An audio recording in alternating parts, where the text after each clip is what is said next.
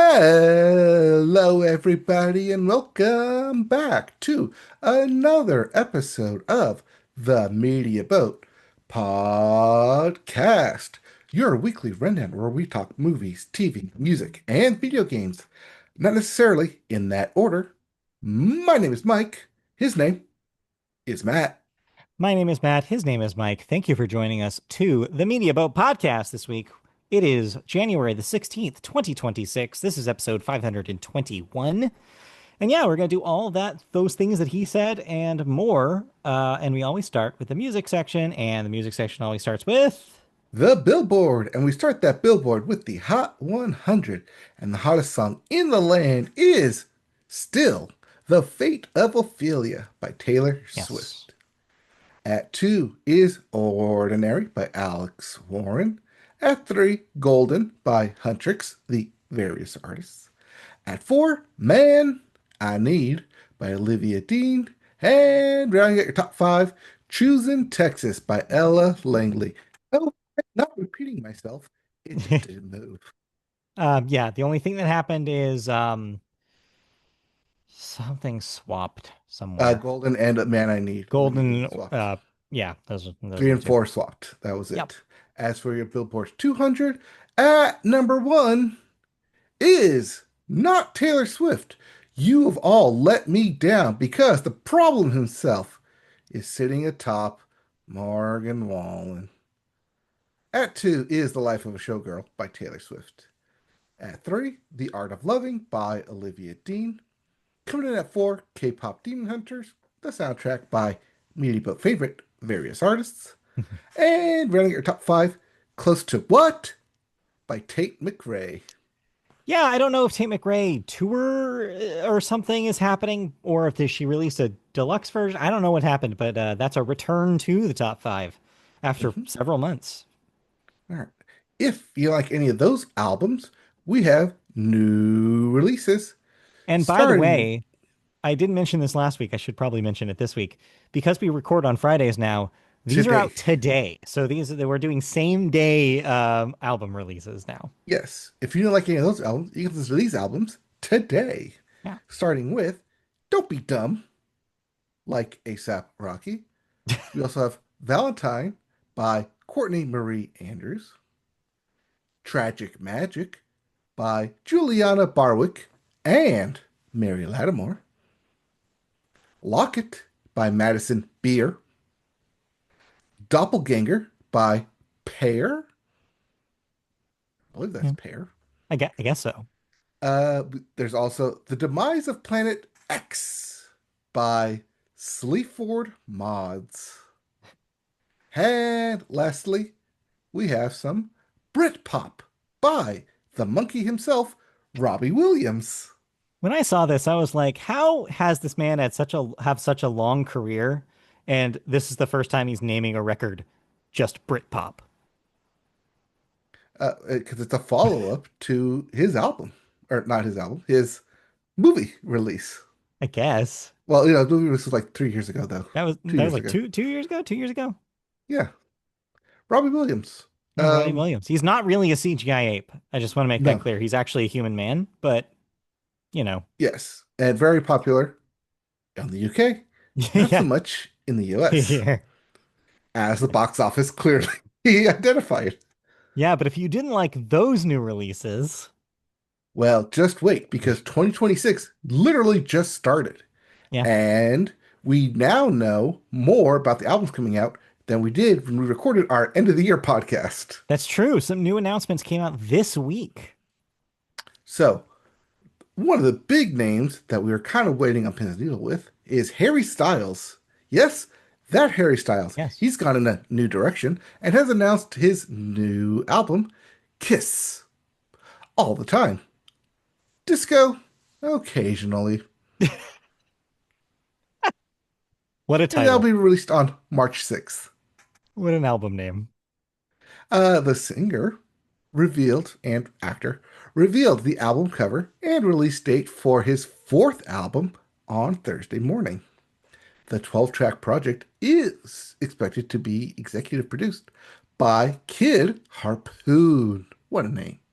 who also helmed the latest album for former Talking Head frontman David Byrne. Seems like a stylistic fit. I feel like Harry Styles likes that kind of classic 70s, 80s kind of vibe. So somebody who has recently worked with David Byrne makes sense. But that title, man, Kiss all the time, disco occasionally is I'm curious at least. I haven't loved Harry Styles' records before, but I'm curious.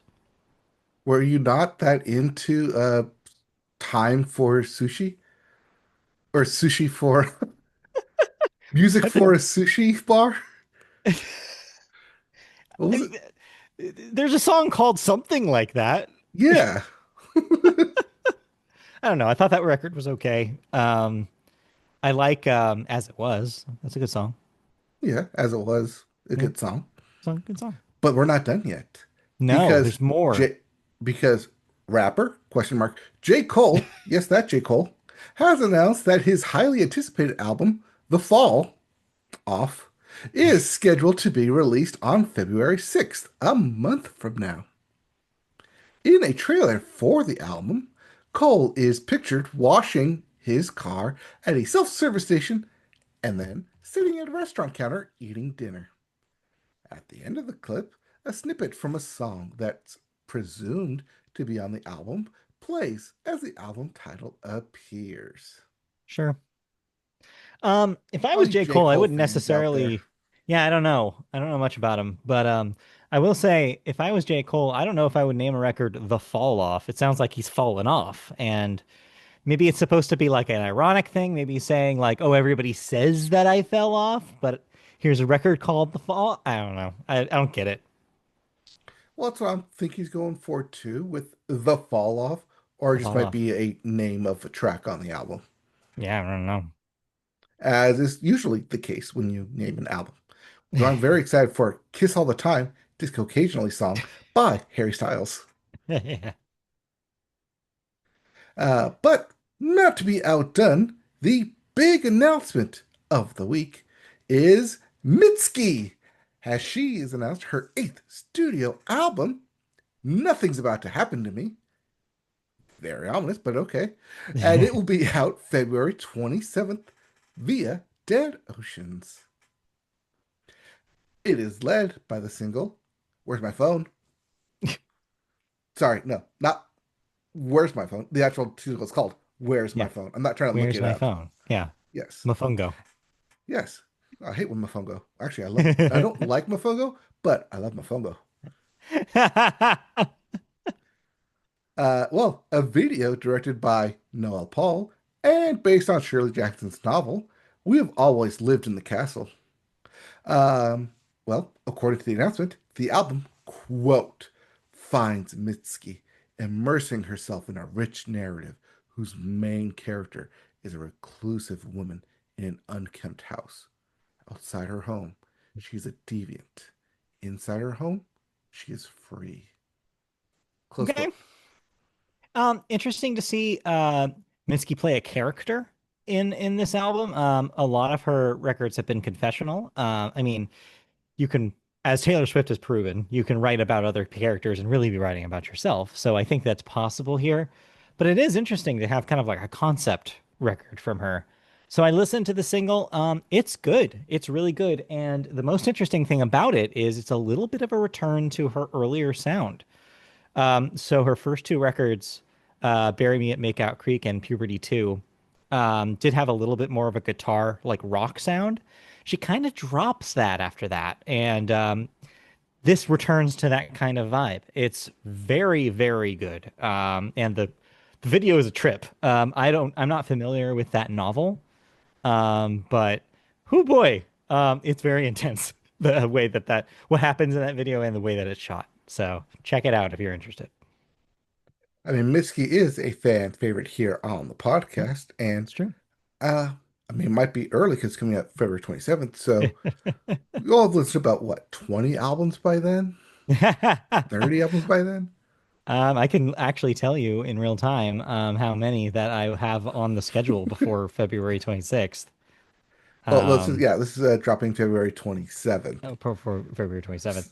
I Yeah, but no, have that's which is still early in the year to make it onto included, your top yeah, 10 by the end of the year. 20. You were almost right on the money. 21 records, including that Mitski record, will come out between now and the 27th of February that I will listen to. That you are looking forward to So listening to. far. Yeah, so far on my schedule. I'm glad I'm All right. tracking these now. Anyway. Tracking the release dates. All right. Yep. Well, have any come out that you've listened to? I'll be brief. Nothing big. I think the biggest new release, I was kind of catching up on the last 2 weeks. British band Dry Cleaning released their third record this past couple weeks. It's pretty good. I like it more than the second one. Not quite as much as the first one. It's a little bit more guitar driven, just like the first record was, which I really enjoy. Yeah, it's a good time. Yeah, if you like dry British women singing over like post punk, you'll like Dry Cleaning. Hence the dry part. Yeah, I guess so. All right. I have yet to listen to a new album in 2026, but we're only 16 days in. I think Yeah, I can catch up you can catch before I up. make it the end of the year. I think you'll do fine. I think there's a lot coming out. Thank you, Harry Styles, for making that announcement. Yeah, I was thinking maybe he and Bruno Mars should team up and make an album. that's an interesting idea. I feel like they're doing different things, but I don't know. Maybe. Let's put them on the same stage at the Grammys and see what happens first. Maybe. That's coming up really quick, by the way. That's like in 2 weeks, Yeah. which No, is it's 3 weeks. mid-February. Mid-February. I thought it was like February 2nd. Uh, it is because it's right before the Super Bowl on the Yeah. 8th. So yeah, that's a little over 2 weeks. Yep. Okay. And you know what happens after the show ends? They do it all over again. And then they do it all over again. They do it all over again Yeah. because it's on February 2nd. And they do it all over again. And they Ha do it ha all ha over ha. again. All right. Speaking of like, let's not do it all over again and let's move on to the next section. How about that? Yes. Let's move on to video games where we start with new releases. Mhm. And we have Arc Knights, Enfield for the PC and PS5. Dynasty Warriors, Origins already came out, but it's now out for the PS or for the PS2, the Nintendo Switch 2. I would be very impressed if they backported it to the PlayStation 2. I would be very confused. I'd be like, "What year is it?" But sure, yeah. We also have Final Fantasy VII Remake integrate for the Xbox Series X and the Switch 2. And lastly, your big release of the week. Cult of the Lamb, Woolhaven, out for everything. Wide release. You got it. You can play it. That is an expansion for Cult of the Lamb, which was a cult favorite when it came out a couple of years ago. So there you go. All right. Let's get into some video game news. And normally we don't like to talk about Facebook or its parent company, Meta. No, They're but not we really do on like our radar most of the time.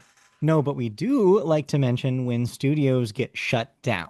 So that is where And those stories linked this week. Meta has closed several of its VR studios, according to developers who have announced that they've been laid off. The New York Times reported on Monday that Meta was planning to cut around 10% of the employees in its Reality Labs division, which works on products including the metaverse, which is, still a thing. Sort of, not Or really. maybe. Reality Labs is also home to to Oculus Studios, the division of Meta that runs its first-party game development studios. These layoffs appear to have now started, and the game studios appear to be part of the cuts. Andy Gentile, a designer at Twisted Pixel Games, posted on Twitter that he had just lost his job as part of the closures. Later, Meta confirmed the closures of Armature, Senzaru, and Twisted Pixel. A Meta spokesperson said, quote, "We said last month we were going to shut down some of our investments from Metaverse towards wearables. This is part of that effort. And we plan to reinvest the savings to support the growth of wearables this year." Oh, Close quote. but of course, the sacrifice that has to be made is video game studios because you can't put a video game on a pair of Meta glasses as much as you'd love to. So yeah, this is unfortunate. The big name here, depending on what kinds of games that you care most for, to me is Twisted Pixel. Twisted Pixel was a big part of the Xbox 360, specifically the Xbox Summer. What was that program called? Oh God, it's been so long. Summer of Arcade? That sounds right. Summer of Arcade was a thing that they did every summer on the Xbox 360 through the Xbox Live Arcade. And one of the really popular Summer of Arcade releases was Explosion Man, which was a Twisted Pixel joint. They later made games like Comic Jumper. The most recent Deadpool VR game was also them. That was probably their Hmm. last project. So yeah, a notable studio. It's kind of sad to see them one relegated to the VR hell, and then two, then shut down as a result. So disappointing, but hey, meta is gonna meta because now they're all about the glasses and they don't care about VR anymore. I mean, those glasses commercials have started popping up everywhere. So it does seem like they are leaning heavily into Yeah. wear us everywhere. It's just unfortunate because yeah, like I said, they're not going to sell video games for those glasses. That's not how those glasses work. So Hmm. there's no reason to have VR studios that they own anymore. I just wish that they gave them an opportunity for someone to buy them or to spin them off independently instead of just like, throwing them in the trash bin. But hey, business is business, and I guess sometimes that happens. Right. Somehow it's better to shut it down than sell it off and retain some money from it. Yeah. Disappointing, but what are you going to do? And obviously, yeah, hope those people that worked at those studios find new jobs at maybe other VR studios or just regular video games because those exist too. Yeah. Or, come together and make a new studio, Twisted Pixel Black. Wow, we're very PS2 today. All Yeah. right. That was a What very year cute is cut for those of you who understood that reference. what year is this again? 2026, not 2006. Although I did before earlier this morning, I did watch the 2006 MTV VMAs that somebody had uploaded on YouTube. That's So what I'm I, channeling. I Thank am you. kind of in 2006 right now. So yeah, a lot of Timbaland. Hype Williams got the Video Vanguard Award. 2006. Very Anyway, 2006. All anyway. right. Anyways, let's see here. Have you been playing anything? No, I was kind of taking a break working on that music project. I'm mostly wrapped up on that now, so I'm going to continue to wrap up some video games. I still got to go back. I think my goal is to finish stuff that I started last year towards the end of the year. I want to try to finish at least the campaign of Borderlands 4, and I want to wrap up Unbeatable. I'm pretty sure I'm close to the end of Unbeatable, so that I might just get done first, and then go back into and just spend the rest of the year until a game that I care about comes out, playing and trying to finish Borderlands. All right. I'm pretty sure that I know why Pokemon 8th Z Legends Yeah, speed runs to rank F because I got there and after that it immediately kind of disregarded the rank system and went to, oh, now I gotta go fight the Rogue Megas. I was like, oh, okay. yeah. Now we're just switching main priority objectives here. All right. I mean, that's not surprising from a franchise that often has you deal with. Do I finish up the gyms, but also I need to do this Team Rocket or team Evil Team stuff at the same time, and like also there's contests and yeah, so that sounds about right. Yeah, but at least like with the gyms, like there's a set like okay, I go to this place, then this place, Yeah, then this place, then this place in order. But now well, because except all in for one city, it Alola. yes, you go all the way around. I love us. Anyway, But yeah, having fun with that. I did. I don't think I mentioned it here, but I was playing Lego Horizons oh okay, because it was part of the PS Plus Essentials. yeah. I played it. I beat it. I don't think it's a true Lego game. I had heard that when it came out. I heard a lot of people saying like because I guess of franchise restrictions where they had to hew close to the Horizon games, it didn't have a lot of the Lego stuff in it. A lot of part of what I like about the Lego stuff is the reason to go back to the levels to play as the other characters Yeah. in order to unlock other certain secrets within each level, and Yeah. also to use the red bricks to level up, to get the multipliers, to get the big head mode, to get the uh, other, you know, helpful tips and crap. But this didn't have any of that. And I Yeah. felt when I got red brick, I was like, yay, red brick. Oh, but it's nothing but unlock a skin. Okay. Uh, Yes, suck the joy out of getting a red brick now. oh well, well. Oh well. I'm But glad, I'm glad very that you easy to didn't beat. buy that when it came out then, because I remember us talking about it pre-release, and you were like, "Wow, Yeah. this is a match made in heaven. This is perfect for me." And then you didn't buy it because you were No, you were skeptical. saying it's a match made in heaven for Yeah, me. that's what I'm saying. Like it's two I franchises wasn't that you saying love, that. Yeah. two great tastes that taste great together. Well, apparently they didn't taste great together. Yes, I guess it did not. Because it's not for me. And I'm glad it was free. Because I Yeah. beat it in like 15 hours. Well, is it Real free quick or are game. you paying $130 a year for it? Well, if I pay $130 for that game, then every other game I get is technically an add-on to it. I guess. However you want to tell yourself. Yes. Anyways, Anyways, yeah, that was video games, and we're zooming right ahead where because we we are. hit the sports corner in Yeah, television section. big week for sports. A lot of stuff happening. Well, it's beginning of the year, and you know what that means. Australian Open! Sorry for Yep. all of you who have earbuds listening to this, but the Australian Open is here, the first tennis match of the year. Well, the Hmm. first Open and the first of the Grand Slams is here. And as expected, ranked number one at the beginning of the year for the men is Carlos Alcaraz, and for the women, it's Anya Sabalenka. They are currently in their beginning stages, the open stages, Hmm. with, and they'll do that for the next 2 weeks with the finals for the women being on January 31st, and the finals for the men being on February 1st, the Hmm. following day. So we Okay. got 2 weeks to that, and yeah, by the time we record on the 30th, we will know who will be in the finals, but we won't know the results till that weekend. Got it. All right. Let's get into the NFL as it was wild card weekend. If you were the 2 seed, the 5 seed, or the 6 seed, you had a really good weekend because you won your games.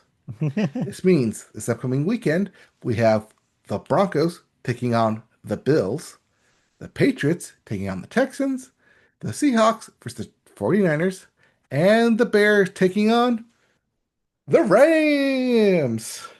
Make sure I'm pointing my Ram There they shirt are. correctly here. Yep, you got it. So yeah, that will be this upcoming weekend. The winners will play in the AFC and NFC championship games, respectively, with the winners of each of those games going on to the Super Bowl. Yeah. So we're almost towards the end. But we've unfortunately come to the end of a long tenured coach.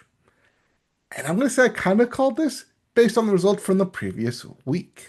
Yeah, you did. So when the Steelers played the Ravens, I kind of said that, whoever lost that game was probably going to lose their job. And sure enough, when the Steelers won, John Harbaugh ended up losing his job. Well, only for one more week because the Steelers lost this past weekend. Yeah. And Mike Tomlin and the Steelers have decided to part ways after 19 Whew. years. It's a long time. Yes, but also note that this does mean that the Steelers have not technically fired a head coach in their I existence. guess so. Because they always part ways. They say they part ways Yeah, part ways. instead They of like don't say saying you're fired. fired. Don't say fired. Yeah. Yep.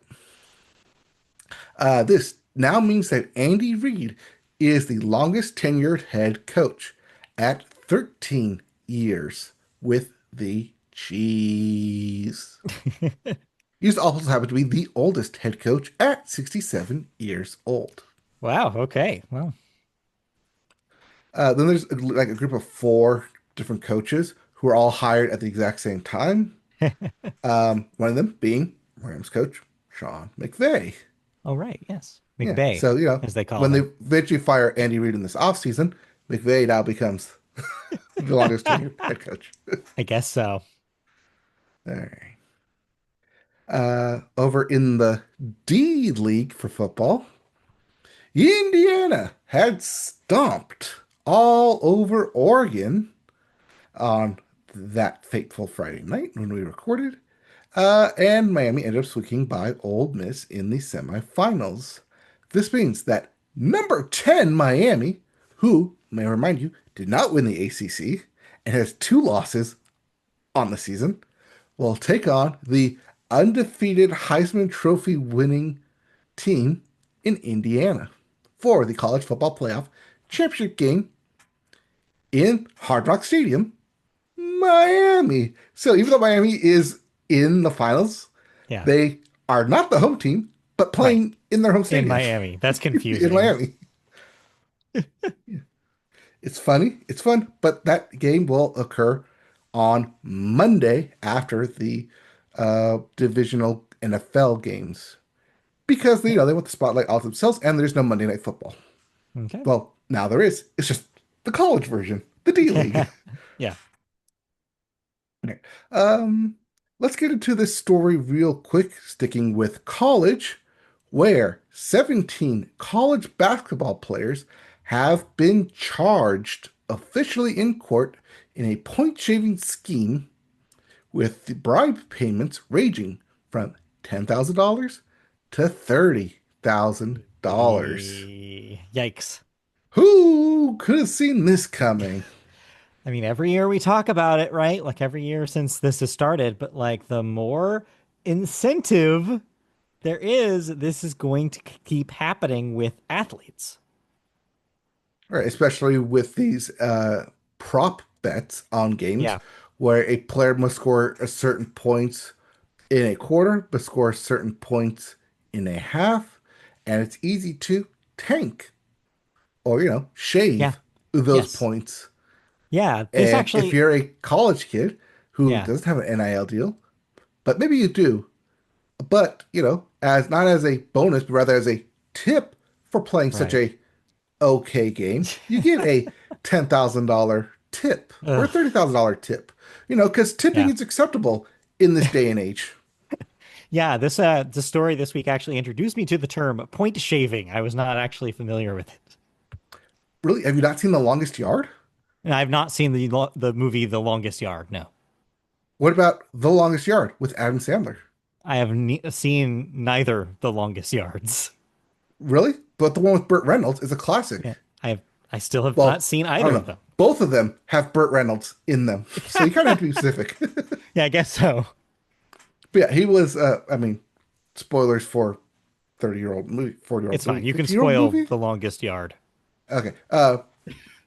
Anyways, Burt Reynolds is in prison for allegedly, well, no, he's in prison for something else, but he was allegedly shaving points for a football game, which is, tanking and Yeah. not like performing to your absolute best ability for Right. money.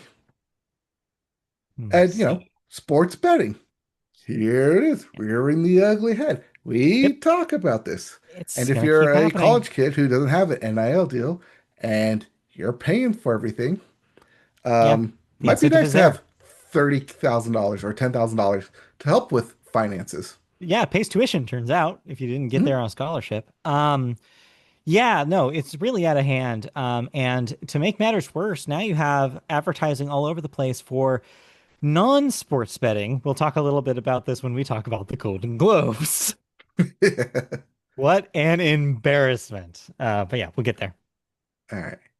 Uh, but hey, while that gets settled out into court, we can talk about actual NBA players now, Yeah. as James Harden, yes, the beard himself, has amassed 28,614 points in his career. That total passes Shaquille, the Shactus himself, O'Neal, the big Aristotle, for number 9 on the all-time scoring list. Now, in order to reach the next tier, he needs another 2,806 points to pass Wilt Chamberlain at number 8. Now, on average, they play 82 games, sorry, 73 games in the NBA. Mhm. So he's going to score 50 points, I think, on average per game to pass that within a season. So he's going to play for about another 2 or 3 seasons to get there. Okay. However, if he wants the all-time scoring, he's going to have to pass LeBron James as he's extended his lead to 42,601 plus points because he is still currently playing. All right. Let's go to the other winter sport, the NHL, where Dean Evason has become the first NHL coach to lose his job this season, with the Columbus Blue Jackets firing him. That was fast. Which means there's now an opening. If you want it, go get it. I'll pass. Okay. Well, that's fine. It is the Blue Jackets overall, and it is in Columbus, Ohio. But we're not done with the NHL news, as the NHL and the NHL Players Association said in a statement that they were pleased with this weekend's Olympic test event in Milan because, yes, the Olympics are coming.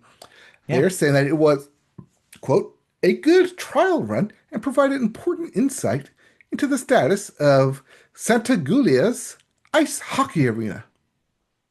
The men's Olympic hockey tournament is scheduled from February 11th through the 22nd, with the women's hockey tournament occurring February 5th through the 19th.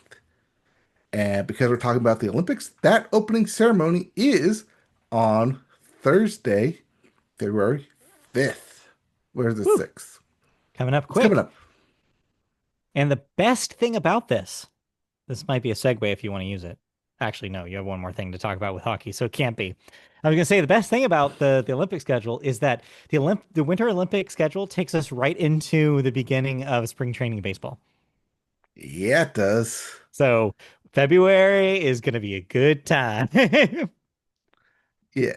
Last note on the NHL, they did announce where the 2026 draft will be taking place. And hey ho, Buffalo! The Buffalo Sabres will host the 2026 NHL draft in the summer, June 26th through 27th, at their home arena in Quebec Center.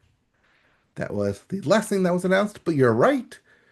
That's in the middle of summer. You know what happens in the middle of Yeah. summer? Baseball and Yeah. baseball season. Spring. It's almost here, and spring means baseball. Yep. And as you teed off Yes, last week, the AUSL have found their home teams. they sure have.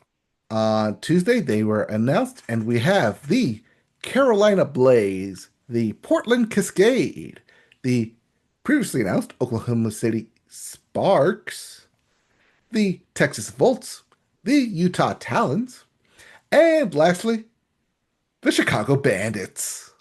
You really like that one. You should get some Bandits merch. Probably. They've got a good logo, actually. I really like the Chicago Bandits stuff. It's like kind of cowboy vibes, and I like that for them. So yeah, this is sort of what I had called a while back when we were talking about this originally, where it wasn't going to be a whole lot of big cities, metropolitan areas. Instead, what it looks like they did Right, is what I because said that they Chicago is would. not a big city, a I'm metropolitan getting there. area. Hold your horses. Hold your horses there. No, like instead, what they did is they based their locations based on college stadiums where softball is already played. So you'll notice a trend when you start looking at this stuff. Oh, this happens to be where a college is that has a important softball program. Most notably, of course, Oklahoma City, who already had the Sparks, but now they're a USL team. But yeah, by the way, the Carolina Blaze are North Carolina, specifically in Durham. The Texas Volts are specifically in Round Rock, and the Utah Talons are in Salt Lake City, as you would imagine they would be. Is But there yeah, anywhere else in Utah besides like maybe Park believe it or not, City? there are other places in Utah. There you can go to other cities. I mean, I've never done this, but I've actually never even been to Salt Lake City. So I think the only time I've I'll say technically maybe been. Park City Yeah, Park City. That's it. That's a city. I've only for technically snowing been to for a Utah, ski. and yeah, I say technically because I have put Airports exactly count. 1 foot into Utah because I went to the Four Corners. So technically I've been to Utah, but not really. Anyways, It, eh, anyways, yeah, AUSL, yeah. get your merch now for the Yeah. upcoming season. So yeah, I'm a little disappointed that California doesn't have a team, but this is only the beginning of the expansion. I'm sure every year they're going to possibly expand more teams. They do have, like plans to do that. I don't know how soon. But yeah, Yeah, their I season was will start. kind of for sure thought the Volts were going to get the LA team because of They the purple have and gold. Lakers colors. So yeah, Right. it was seemed like the thing that was going to happen, but no. Again, I'm not super surprised. Like there are schools down here that have softball programs, but they're not like capital S softball programs. You know what I mean? Like they're not like winning championships. Mhm. So that might be what's happening here. They chose places that already have a built-in fan base, as opposed to places where they would have to essentially build it from scratch. So yeah, maybe as the league, if the league succeeds, and if this upcoming season, which by the way starts in June of this year, if it's a success just like last year, then yeah, maybe we will see more teams, and maybe yeah, maybe we will get an LA team in the future. Yes. Maybe, hopefully, Maybe. expansions. It Yeah, can maybe. happen. It can happen. Yeah. Because, the Olympics will have softball.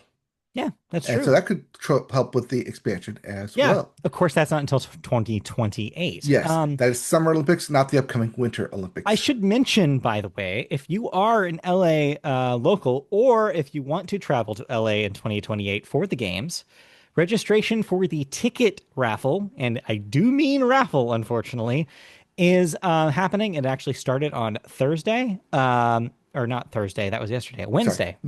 The signups were on Yes. Wednesday. Okay, let me be clear how this works. Registration started because it is a ticket raffle. It's Taylor Swift style. You are basically registering for a chance to get an email that says, "Hey, you're allowed now to buy tickets." So don't get your hopes up. Right. And when you do sign up, you have 5 events that you can ultimately choose, Yeah. with the opening and closing ceremonies being considered an event. Yeah. So if you want to do that, like you have to get in quick. I do want to warn people. It looks like it's going to be incredibly popular, as you would imagine, and the entire world wants to come to this thing. Even if you are Assuming the local, Olympics do still happen in two right? years. Yeah. Even if you are local, say if you're, I don't know, in Long Beach and you're in walking distance of some of the swimming events, like I am, you do not get a leg up on anybody. You have to like enter in the same way as everybody else, even though you are within miles away. So yeah, we are registered officially. I did what I could. I waited an entire hour in the waiting room before I was able to register. Saying That's the registration level of open at popularity. 7 a.m. People Yeah. to get in until 8 a.m. Yeah, so that's the level of popularity We we're got talking in about and here. then they kicked us out back into the queue. It was like, Oh, oh, come on. wow. Thankfully, I was able Yes. to stay in the queue, but I started early. I did it from 8 a.m. to 9 a.m., and it was still an hour. Yeah, we did it from 7 and we didn't get in until about 8, 7:45, Wow. 8 o'clock. Brutal. But yeah, But yeah, so we'll we see. signed up with as many email addresses as we could Yeah. because don't forget, you are also competing against all the ticketing Yes. out there with the bots Yeah, and the everybody bot else. emails Yep. and everyone else. But we also should mention, as a segue into the last thing we need to talk about in sports, is baseball's played by men too. I don't know. I guess that's the thing. So should we talk about some of the men and what's happening with some men this week? I guess we can talk about the off-season acquisitions, and Yes. I do mean Hmm. money being thrown around for these Oh yeah. acquisitions. Oh yeah. Some of the biggest dominoes that we were waiting to fall fell this week. So get ready for three big names and one I included because I thought it was fun hey, we Yes, got one. we got one. We got one. But yes, why don't we go through the big three? All right. So Alex Bregman is now a Chicago Cub Yes, big trade for from the the next Red 5 years. Sox. Yes, locked him down for 5 years.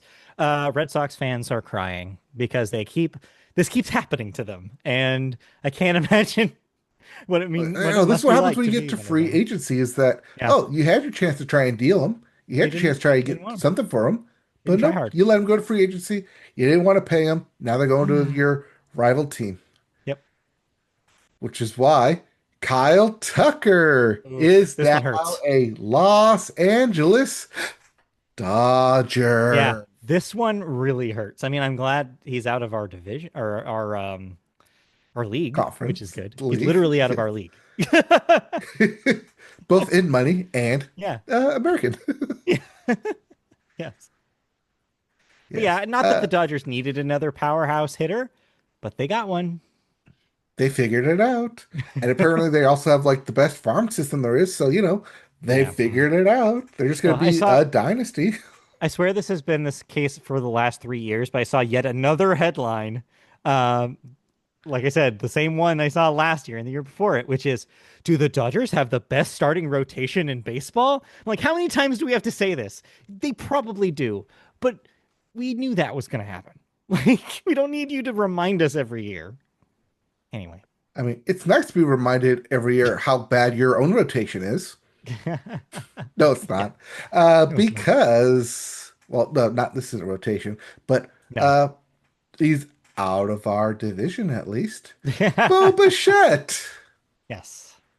is went from the West Coast in Seattle to the East Coast as he is now a Met. Correction. Bo Bichette was not a Seattle Mariner. Oh Bo no, that's right. Bichette No, he was was a in Blue Toronto. Jay. Yes, he was a Yes, he Toronto moved Blue Jay south for a for the little while. winter or the summer. Yes, exactly. He flies down to New York and becomes a Met. They needed to fill a hole after some trades that they did earlier in the offseason, so this makes sense. I can see Bichette as a Met. Having Juan Soto and Bo Bichette possibly bat back to back is an interesting thought. Hmm. Hmm. Also as interesting as when Anthony Rendon and Mike Trout would bat back to back. Hey, not all deals are the Anthony Rendon deal. Like, let's not count those. Let's wait and see what happens. Is all I'm saying. I'm just saying that we've seen this allegedly play out a little too close to home. So I just want Yeah, to throw some of that juju somewhere else now. that's fair. That's fair. I trust Bo. Bo looked good still, even as he gets older last year. So yeah, I could see him have some life. Yes. But not to be outdone in spending up for a player, the Yes. Los Angeles Angels did go out and get someone for Yeah, the sort of. low, low, low, low, low, low price. Well, not really that low, but the Josh Low price. Well, actually, fun fact: Josh Lau is this man's name. Not how I read it.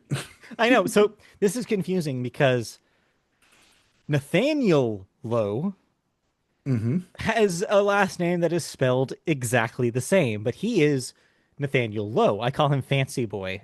I don't know if I told you this story, but the reason why I call Nathaniel Lowe Fancy Boy is because a few years ago they were calling him Nate Lowe. All the announcers were calling him that. Then I was watching a game, and the commentator was saying, "So Nathaniel Lowe's mother apparently wrote to the MLB and said, 'My son's name is Nathaniel. He should be called by his full name, not he does not use the nickname Nate.'" And so ever since then, everybody calls him Nathaniel Lowe. So I call him Fancy Boy. But yes, not to be confused, Josh Lau, even though it's spelled the same way, is pronounced differently. So yeah, he was a Ray. He was in Tampa Bay. This was actually a three-way trade that ended up with Lau landing on the Angels. Oh, we got one. He's Yay. he's he's an all right guy. He was decent with the Rays last year. I'm excited to see what he could do in our lineup. It's Hmm. a not like he's an outfielder, so it's like basically this is Taylor Ward's spot is basically how you could imagine it, since he's no longer with us. So Right. yeah. But how much longer is Mike Trout going to be in center field at this point? Yeah, it's not clear That's exactly the other where thing. in the outfield he will play, which is makes them at least have some flexibility for if Trout, if they'd have to do something with Trout. Wants to be a So DH. Yeah. yeah, which again, it's crazy because earlier, now we're just getting into Angels territory. This Yes. is for no one but us. But But well, isn't that the podcast That's why then? you listen to us, for the tangents. But yeah, like I remember like so that's what I assumed that was going to happen, and then that didn't happen last year. They had moved him to right field, and then they ended up DHing him after he got hurt. And then this year they were talking about putting him in center again, and I'm just like, what are you talking about? No, just DH that man. Like, I get he's probably in that room now telling. Well, now it's Kurt Suzuki. Now he's telling Suzuki probably like, I want to be out in the outfield still, and they're just let him do it. They just are like, sure, yeah, get hurt again, Mike, whatever.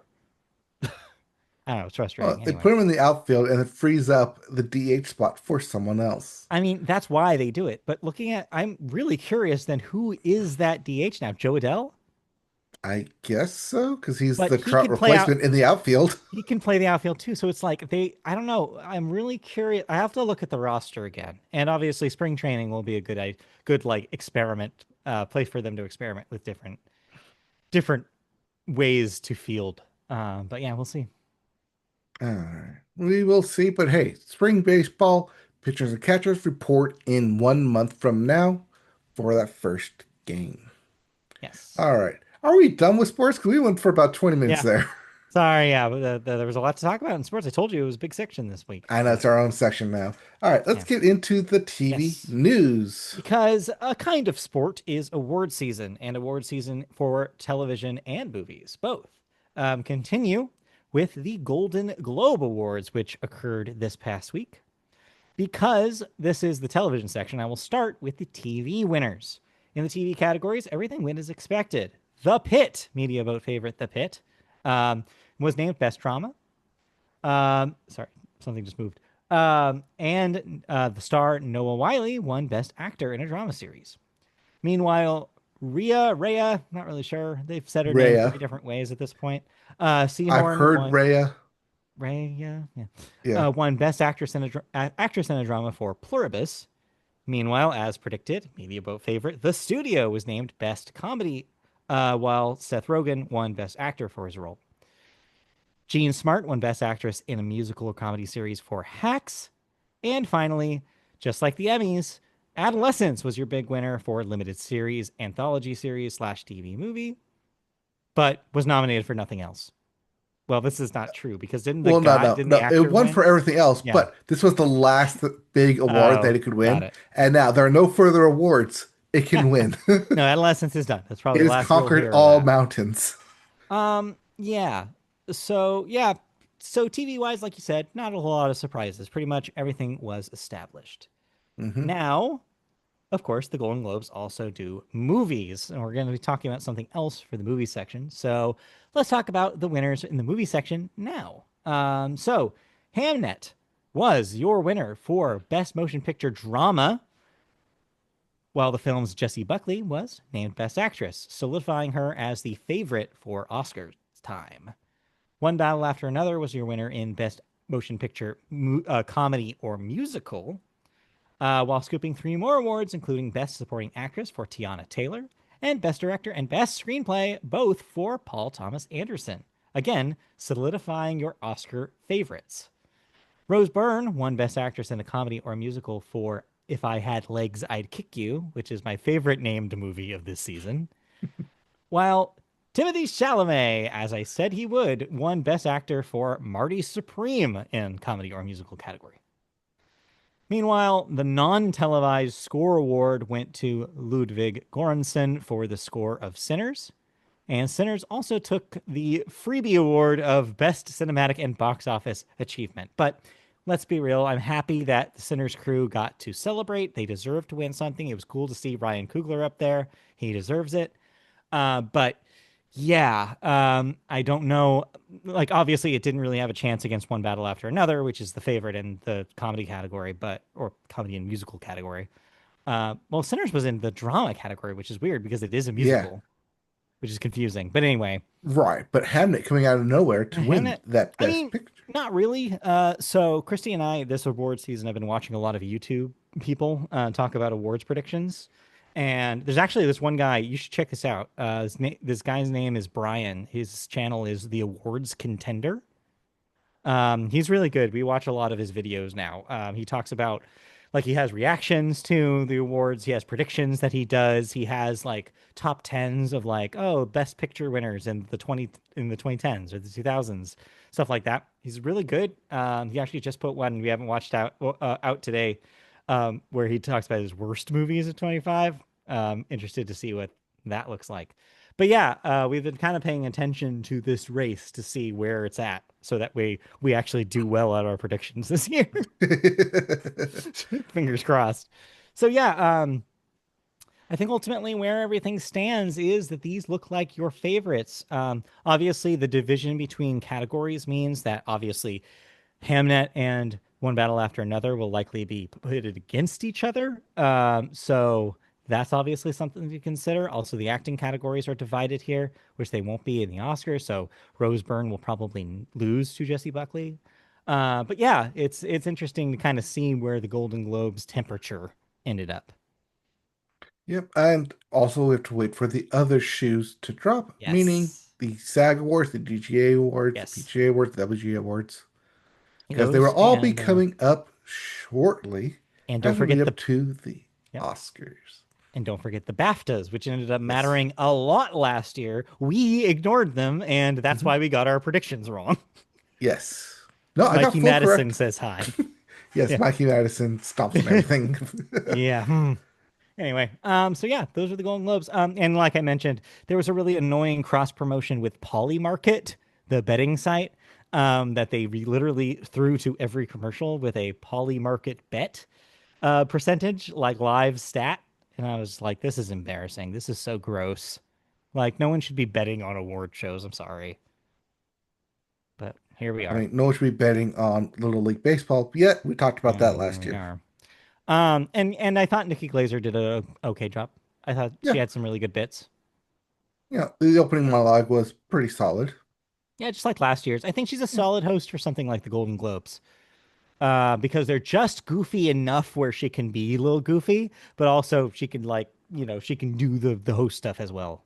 Like it yes. balances it pretty I well. did notice some technical directorial issues Yes. during it. Yeah, not the But yeah, best that's the Golden directed Globes. as the Golden Globes, right? All All right. right. I guess that's Well, our thoughts on that's Golden Globes too. yeah, that's basically our thoughts. Yeah, no. But that's not the only thing you watched on television this week. Why don't you talk about a No. couple of other things? Real briefly, Culinary Class Wars Season 2 officially wrapped up. Unlike Season 1, where it's kind of a I don't know who's going to win and who's going to emerge here. So watching back through Season 1, it was kind of fun to watch like who the main character was that ended up winning everything. Here through Season 2, kind of threw for a little curveball as your final two winners or final two contestants in the finale. One was a comeback, a return, someone from the previous season, season one, and your other contestant in the finals was the one everyone was kind of feared and called himself Culinary Monster, and everyone was like, "Oh yeah, why is that guy not a white spoon chef? Like he's better than all of us, and I know that." And sure enough, he kind of ran the competition. So it was kind of fun to get to the very end and be like, okay, who's going to win between the comeback narrative or the kind of like like the non-protagonist Yeah. narrative? So getting to the end, very well done. Still really like season Culinary Class Wars. I don't think it would have ended up on my top five based on this past season, just because it was so strong. If I was to like redo my top five, Yeah. uh, but still love it. Wanted to see what else they do for season three, assuming it does come back. But yeah, both seasons are up. It's really great. It's fantastic. I kind of want to see this take this a little bit internationally and Yeah. maybe do a U.S. Culinary Class Wars, Hey, which Netflix is kind of known to yeah. do. Take their Korean Yeah. competitions and Americanize them. It could absolutely happen. Yep. But that's not the only thing I watched because the Copenhagen Test on Peacock. Did you pass? I finally watched it because NBC kept and Peacock kept saying, "You should watch this. You should watch Yeah. this. You should recommend it." I was like, "All right, fine. It's 8 episodes. Let me do this." It feels like a bit of a slog because they're each an hour long. It's a spy thriller, so you kind of have to be paying attention to it. Hmm. But I say kind of be paying attention because they throw so many curveballs in you that I'm like, okay, if you're throwing this many curveballs at me, maybe what you're throwing at me isn't necessarily what I need to see. And so it kind of develops into this more super layered mystery than I think it needs to be, especially when the main subject is uh they're the watchmen, the supervisors of the CIA. So it's not like Okay. against the CIA, the FBI, and then above them you have uh basically where this Copenhagen test exists of people who limit and watch the CIA to make sure like they're above board as well. But then Yeah. who watches them? And it's like, okay, but then you just keep getting so many layers up and up and up and up, and it's like, all right, eventually like you're gonna run into like someone overwatching everything, and it's like, okay, maybe they have too much power. And sure enough, that's where it ended up. Like I predicted that Yeah. like after the first episode, because compounding interest in layers and all this. So the twist ending wasn't that much of a twist for me by the time Sure. we got to the end, but it could be enough for some. And Simu Liu, Mr. Shang-Chi himself, starring in this, could seem another starring vehicle as we await his return in Avengers Doomsday. Yeah. Yeah. That's true. Okay. Yeah. Also, it's not on here because it's still going on. We caught up on the traders. Good. Yes. I'm almost caught up. Two more dropped this week. We've watched Yes. one, but not the final one. So we're on the fourth one. Yes. Unfortunately, they do drop to one episode a week after this, Yeah. but Um, it will end at the end of February, unlike the also, pit, which will end in April. yeah. Speaking of spinning things off, by the way, they did announce sort of during a ad break. If That if you want to sign up for the US Yeah, there version, is going to be a NBC version of the Trader, so a network television version of the Traders, where it's regular people instead of reality stars. So the original yeah, version had a mix originally of regular people within the reality, but the U.S. version eventually just became all reality the last couple of seasons. So it's an interesting idea that will change the dynamic of the game a little bit by doing it all just regular randos. So we'll see. yeah. I do think that the switch up they had this past season Mhm. really helped it feel fresh and new. Yeah. And I was like, oh, this like really is like really good TV now. Yeah. Well, that's But what I we was will see telling where it you. goes the rest of Yeah. the year. That's what I was telling you last week is that like there's a twist pretty much immediately in this season that it Hmm. makes it a little bit those first couple episodes pretty compelling because you're in the dark just as much as they are, which is interesting. Yes, which is what I kind of thought this was going to be, and Yeah. then it wasn't. I was like, And oh, then it wasn't. now we get Although to it see kind all of the was. cat fighting between Yeah. everything, which is Yeah, also kind of exactly. fun. It's really just catfighting the reality show. It's just yeah, we'll see. All That's why I right. have all the housewives there, the Bravo housewives. Hey, you said it, not me. All right, let's move on. Because that's it for television. So that means we can move to do cancellations and renewals. Oh, wait, no, there are no cancellations or renewals. All right, so I'm still watching the same stuff I'm watching. All right. But we do have a couple of deaths we should talk about. First one is Bob Weir, age 78. Of course, a Hall of Fame musician and member of the Grateful Dead. Pour one out for all your deadheads.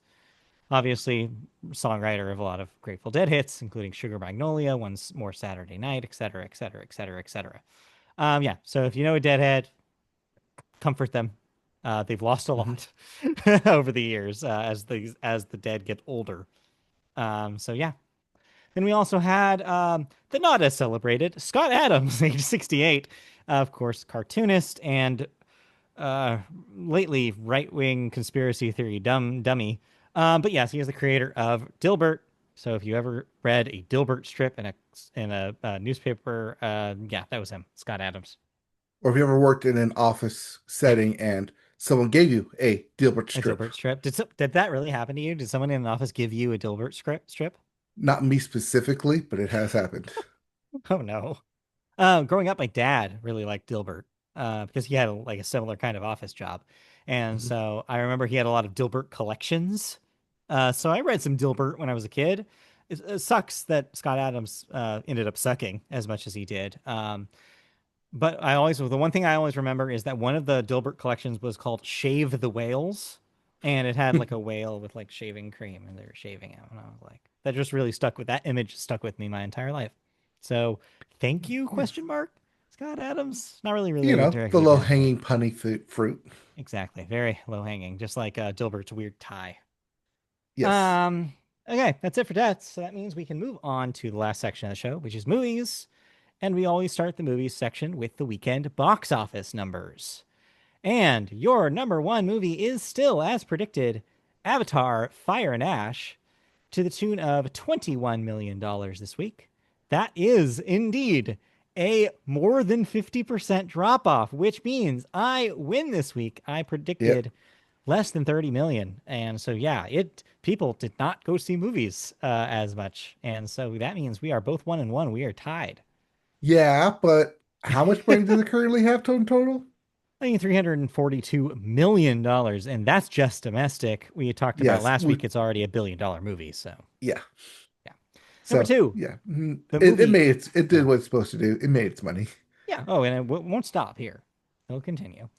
Mhm. Number two, Primate, a movie called Primate, made $11 million in its first week. Number three, The Housemaid made 10.9 million this week. That's at 93 million domestic. Number four, just Zootopia 2 is still around with 10 million this week. That's at 378 million. It came out earlier than Avatar, so it's not a fair comparison, really, but still. They're And number both Disney. Go in the five, same pocket. yeah, that's true. And number five, Greenland 2 Migration got $8.4 million in its debut week. Like I Some said, people saw it. people are talking about Greenland, so maybe that helped it. I don't know. This week, um, wait, didn't that already come out in theaters? I'm confused. We It have, did because it qualifies for the Oscars this year, but yeah, hadn't it gets a wide wider, re-release? yeah, wider release, I guess. Yes, Okay. it Well, got good. released at the end of December, just enough to qualify because Okay. it was released in New Yeah. York and LA. Yeah. Okay. Well, Hamnet. So if you want to see one of the Oscar favorites, if you want to see Jesse Buckley's performance in that, go for that. It is in theaters this week. We also have the sequel to last year's 28 Years Later, this one called The Bone Temple. Early buzz seems pretty positive for people who liked that last one. Mhm. We also have Carly the Wonder Dog. What is this? This is Owen Wilson Oh, starring vehicle as the Wonder Dog. is this animated? Yes, very much Okay. animated. All right. And then lastly, Wait, is it Carly? It might be Charlie the Wonder oh, is it Dog. Charlie? It Okay, might you be missed this. Charlie the Wonder Dog. You missed an H. Yes. I And don't know then, why you call it Carly. It's like, that's a weird way to say it. yeah. And then lastly, your anime film of the week is All You Need Is Kill. And if that sounds familiar to you, that's because this is not the first time this has been adapted to a movie. In fact, the source material for this, also called All You Need Is Kill, a manga series, is the basis of the Tom Cruise vehicle Edge of Tomorrow, aka Live, Die, Repeat, aka both of those titles, depending on the DVD that you bought. So yeah, this is the second time that this is being adapted. This is more of a straight adaptation of that manga. But yeah, Yes, this is straight anime adaptation. yeah. All you need is kill, which is not necessarily a direct marine fighting, which is No, why it's loosely adapted yeah, yeah. for Edge of Tomorrow. They took some Live, Die, liberties Repeat. with Edge of Tomorrow, but the basic Some. concept is yeah. But the basic concept is based on that manga. So yeah, Yes. there you go. Those are your All new right. movies this week. So we got to decide on a number one movie. It's 28 years later, right? I Yeah, feel I pretty think safe. so. I feel safe with that because it'll do more than $20 million and Avatar will drop a little bit. So, Yeah, um, I believe last year you picked, so I'm going to pick a number this time. Do we want to just put it at 20? I'll put it at 28. 28? Sure. That's funny. All right. Then I want to take, you know what? I'm fairly confident in this. I'll take the over on 28. 28 plus years later, I'll take 28 under years later. All right. Pretty good. Okay, so we'll see next week whether which one of us is the winner there. All right. In the Unless for some reason the meantime, anime All You Need Is Kill just yeah, absolutely like I dominates for don't some see it reason. because the ones that have been successful have been franchise films, Yes, this is and I not a don't. This is franchise not a franchise. Well, you know what I mean when I say that, but yeah, like so. I don't yes, think it where there's a attracts that running kind of anime audience. attached to it. Yes. Right. All right. Let's move on to movie news, and the big story this week was a shakeup at Star Wars. Kathleen Kennedy is finally stepping down as the president of Lucasfilm after 14 years at the helm. Her departure from the company, which is effective this week, has long been expected. We've, in fact, reported it on this show. For audio listeners, I want to describe what's happening. Mike is having a little party. He has picked up a Grogu figure and is dancing with it. He patted it on the head, or did he kiss it? I forget. Yeah, I patted it, I Um, kissed it, I shook his hand. and he I shook his thank you for your hand. service because you Thank have you, done Grogu. exactly what you needed to do. Well, we're getting to why that's relevant in a second, but before we get to that, let's talk about Kathleen Kennedy.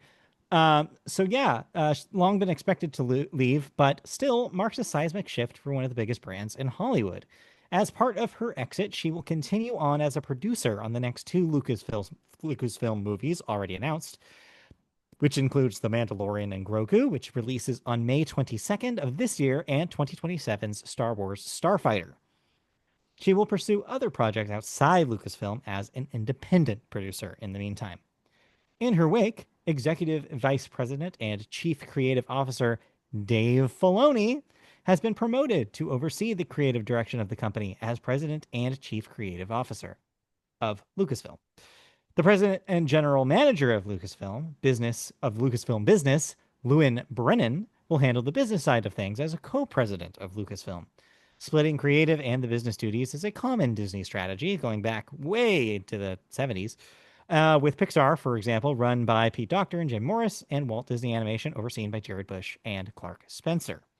So yeah, this realignment makes sense, but the potentially exciting thing about this is the Dave Filoni of it all. You here on the Media Boat podcast have expressed your love, maybe like now. It used to be Champion. love, but I You've think been maybe it's more champion. like, yeah, for Filoni's approach to Star Wars. Of course, Hmm. he of course made his mark early on with the animated shows, including Clone Wars, and slowly was given more and more responsibility, including The Mandalorian and all its various spinoffs, were mostly his brainchildren, including this upcoming Mandalorian and Grogu film.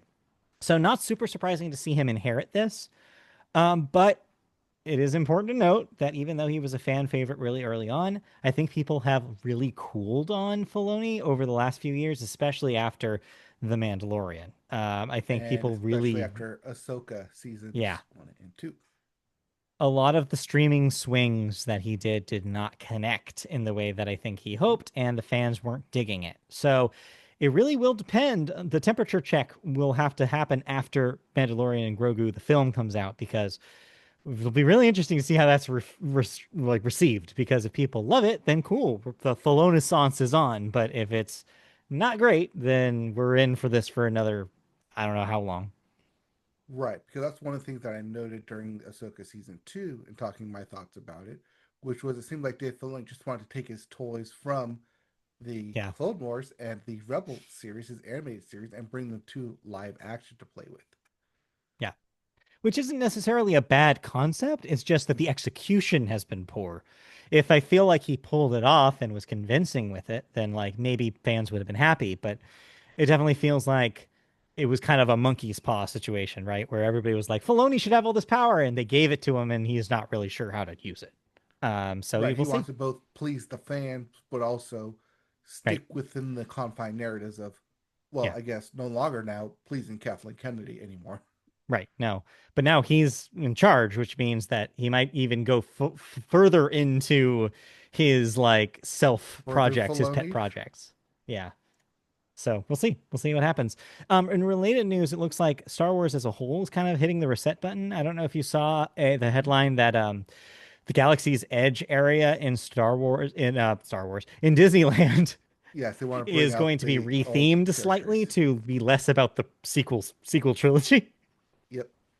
It's interesting. It's like they're kind of trying to distance themselves from the Kathleen Kennedy era stuff. Makes you think.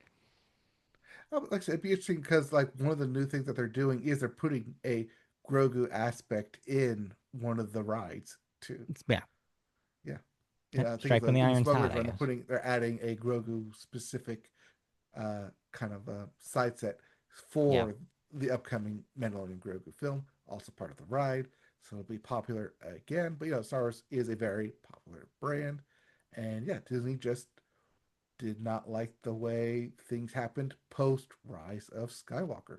and I kind of mean, maybe yeah, including Rise of Skywalker. I would include that, I think. Yes. All right.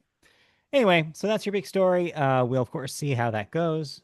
In the meantime, you watched a movie that's not Star Wars. No.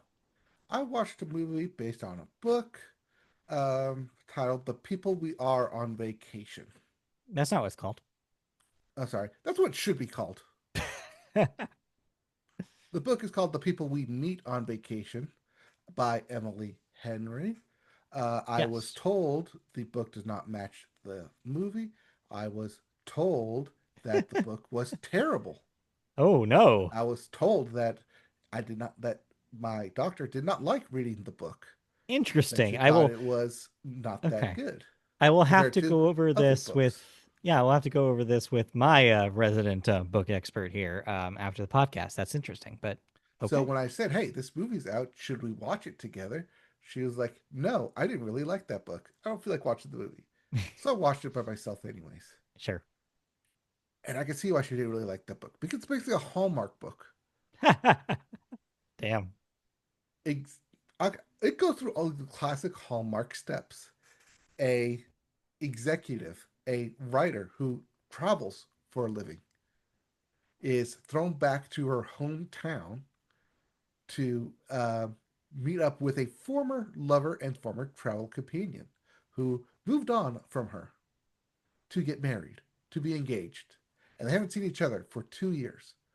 Only now they're being forced together into a very close proximity setting and have to wrestle with the facts of what is their friendship? Is it more than friendship? Are they, spoilers, indeed lovers? Or are they just the people we meet on vacation? I see. Because every year they take a vacation, or at least they used to take a vacation. And I had troubles with this very single plot point because the reason you take a vacation is to escape from your current life.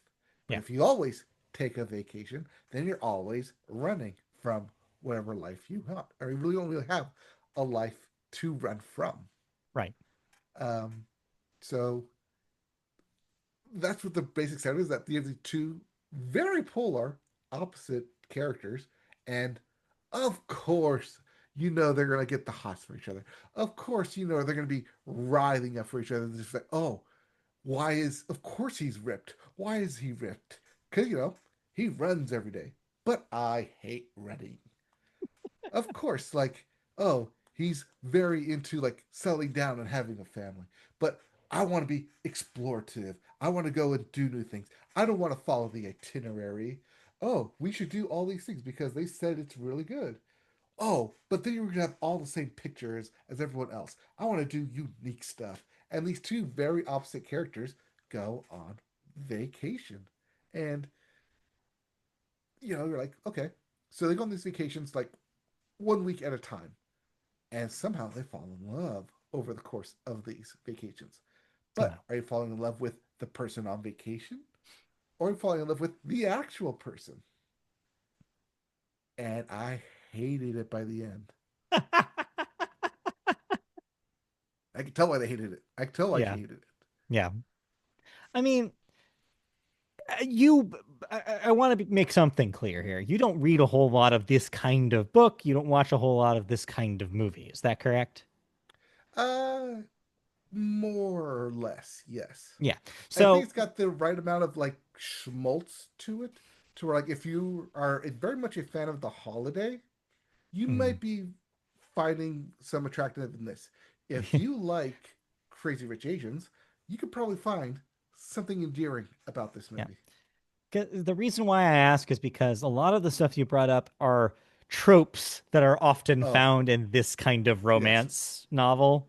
So I'm not super surprised that it's doing all that stuff, but the fact that you say it's doing that stuff, but you also think not, it's not doing it well, like that's two different things. And so I wanted to make Well, I don't sure I think was it's not that separating it's that. doing it well. I think it's just that Yeah. it's not selling me on why these two people should be together Oh, enough. that happens a lot in these books. Trust me. Christy and I read a lot of these together, and that is a common subject for us to talk about after we finish it. Is like, it is not realistic that these two people would actually like fall for each other. It doesn't make any sense. Yeah, there's a lot of that.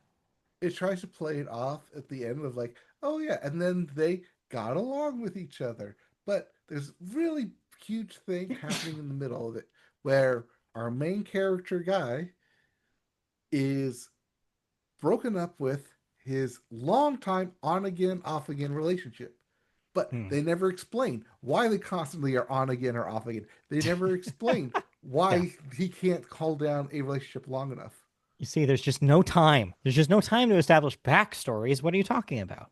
No, no, no, no. In this hour and a half movie, there's no Yeah. time to No explain time. why the guy is broken and not good enough and Yeah. like can't have a stable relationship with anyone else except for our protag girl. Yeah. It seems like a bad script is what is my read Oh no, no. on what's happening It's a here. bad book. Hey, What I'm not saying influences anything the about the bad book. script? I'm not saying anything about the book because I haven't read it. So Okay. I'm withholding judgment. But from what you're explaining to me about the film version of this book is that it doesn't seem like they did a good job at adapting it. Or maybe they did too good of a job because, as I said, the book is not that good. Hey, you haven't read the book yourself. You're just taking like you're taking someone's opinion and using that as a I'm example taking a here. doctoral opinion of what it is. Okay. Was it a dissertation? Like, did he hand it to you in like It a was binder? emphasis on the dis in dissertation. Well played. All right. Well, that's the people we meet on vacation. And what's on that on? Well, not that you That's want on people to watch Netflix. it, but Netflix. Okay. That's on Netflix. Number one on Netflix right now. And like I said, if you want like cheesy, schmaltzy, like cuddle up and possibly make you feel good by the end, Yeah. go ahead and put this on. But Sure. if you think too much into this, like I did while watching it, it Yeah. will fall apart at the seams real quickly. It seems like it. Um. Okay. Cool. Any other movies to talk about? Not for this week. I do Nope. have plans to still see Avatar while it's in Okay. theaters. Yeah. I And have then not yet. I've been next busy and for I've been sick. yeah. Next for us, when I return from my little getaway, we're gonna try to see Sentimental Value, which is playing in Long Beach. Mhm. So we're gonna try to see that. And then also now that I know that Hamnet's going to be wide again, we're going to try to see that for sure. Then in Rewatchville, Christy was in the mood for to see some movies from a few years ago. So well, I guess longer than that now, huh? Oh boy, we rewatched Greta Gerwig's Lady Bird last Oh, night from 2017. Still holds up. Still a great movie. okay. That was 2017. Oh yeah, that was before Little 2017. Women. Yeah, you're thinking Little Women was 19. Yeah, that's what I was thinking. I was like, Yeah, that's 19. No, that's Little Women. yeah. So. Yep. All right, cool. Well, then that'll do it then if we have no other movies to talk about. We had nothing else to talk about. Let's wrap this up. All right. Thank you for joining us on the Media Boat Podcast this week. We will be back next week for another episode. More news, more thoughts, more et cetera, et cetera, et cetera. You know the thing. If you want to catch us, we're in video form on our YouTube channel. Search youtube.com for Media Boat Podcast, and you'll find our channel. Like, subscribe, click the bell for notifications. You know the drill. Then there's also audio versions on podcast services of your choice. Just search Media Boat Podcast, and you'll find us there. You can find us on the web, mediaboatpodcast.com. You can also email us on the web if you have questions, comments, feedback about the show. That's mediaboatpodcast@gmail.com is that address. Oh, yeah, and Blue Sky. Search us on Blue Sky. You'll find us there. Are you planning on streaming video games, perhaps, on twitch.tv/mediaboat anytime soon? No, but I do pop into the occasional Jackbox on Okay. twitch.tv as Okay. Media Boat. Good to know. All right. Well, in that case, we'll be back next week. So for now, have a good week. Have a good long weekend for everybody in the U.S. celebrating Martin Luther King Jr. Day. And Yes, in for the those of you meantime, we'll who see you do when we have it return. off, you lucky bastards. Good luck. Yes. What, are you jealous? Oh, All right. my jealousy doesn't show here. It doesn't show here, but it could show somewhere else. All right. We'll see you guys next Yeah, week. we'll be back next week with more news, more thoughts, and more of us. Yep. All right, bye.